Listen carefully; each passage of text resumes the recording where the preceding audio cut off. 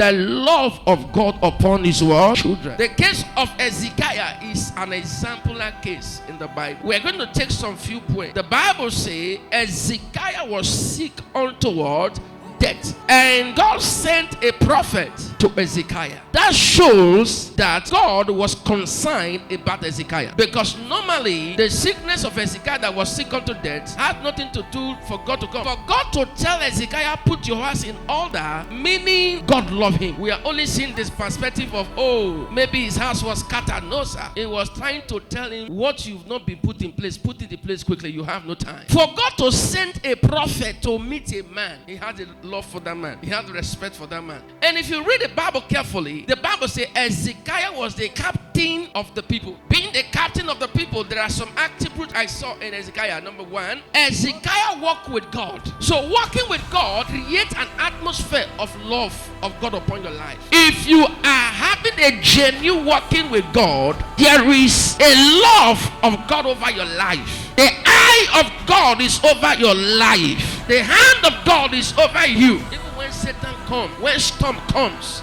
the Lord will always find a way to defend you. Let me say this to you. In 2026, just pray, God, give me the strength to do more in your house.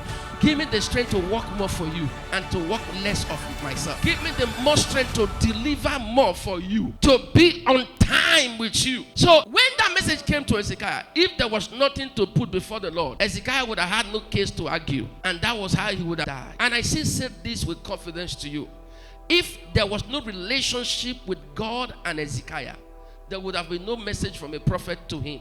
If you look at how God engaged himself in Job chapter 1 with the devil, God was practically defending Job. Why was God defending Job? Because Job was so committed, covenantly committed with him. Am I communicating to someone here? Say to yourself, in 2026, I will be in love with God. Child of God, I want you to take the step of Hezekiah. Despite he was the leader, subject himself to follow God. Listen, you should not be blessed to where you feel that I don't need God.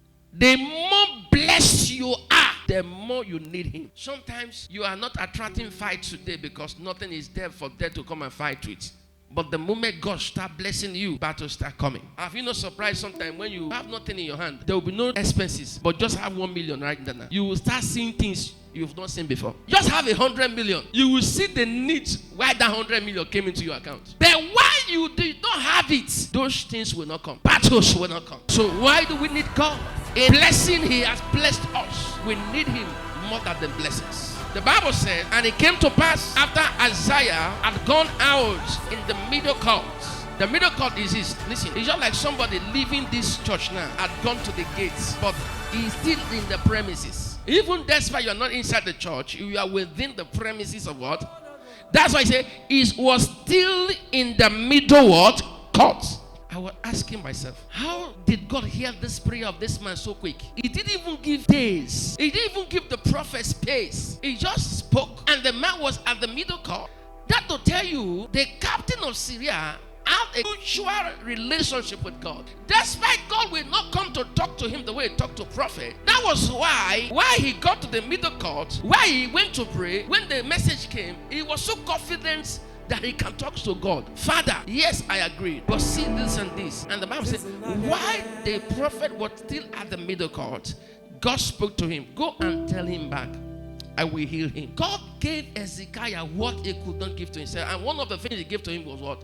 Long life. Money can't give long life. But what am I trying to say? The love of God upon his children. Let's lift up our hands and begin to thank God for what he has said upon our life.